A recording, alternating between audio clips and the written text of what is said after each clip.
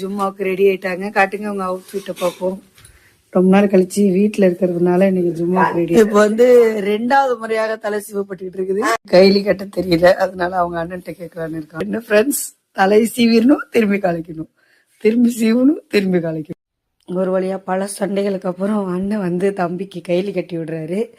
ஒரே சண்டை தான் ஃப்ரெண்ட்ஸ். ஆனால் மனசுக்குள்ளே இருக்கும் போல் அதில் வேறு இப்படி தான் செய்வாரா, இதுக்கு மேலே கட்ட மாட்டாரா, இதுக்கு பேர் கையில் கட்டி விடுறதா, பெரிய போர்க்களம். அப்புறமா அடுத்த ஸ்டேஜ் வந்து அத்தர் தடவுறது. இந்த ஜன்னத்துல் ஃபிர்தௌஸ் அத்தர் வந்து யாருக்கெல்லாம் ரொம்ப பிடிக்கும் சொல்லுங்கள், அவ்வளோ வாசனையாக இருக்கும். இன்றைக்கி ஜும்மாவுக்கு தடவைனா, இன்றைக்கி வெள்ளிக்கிழமை தடவைனா, அது நெக்ஸ்ட்டு ஜும்மா வரைக்கும் வாசமாக அடிக்கும். இது ரொம்ப பிடிச்சவங்க கமெண்ட் பாக்ஸில் கருத்துக்களை தெரிவிங்க. இது நிறைய பேருக்கு ரொம்ப ரொம்ப பிடிக்கும். அப்புறம் என்ன, பெண் பிள்ளைகளை கலப்புறது பெரிய பங்கா, ஆண் பிள்ளைகளை வெளியில் கலப்புறது பெரிய பங்காங்கிறது ஒரு பெரிய டாப்பிக்காக தான் இருக்கும் போல இருக்குது. இன்ஷா அல்லாஹ் உங்களுடைய அனுபவங்களெல்லாம் சொல்லுங்கள். ஒரு வழியாக பிள்ளைங்களெல்லாம் கலப்பி விட்டாச்சு. இன்றைக்கி கூடவே வந்து அவங்களோட அப்பாவும் போகிறாங்க தொழுவுறதுக்கு.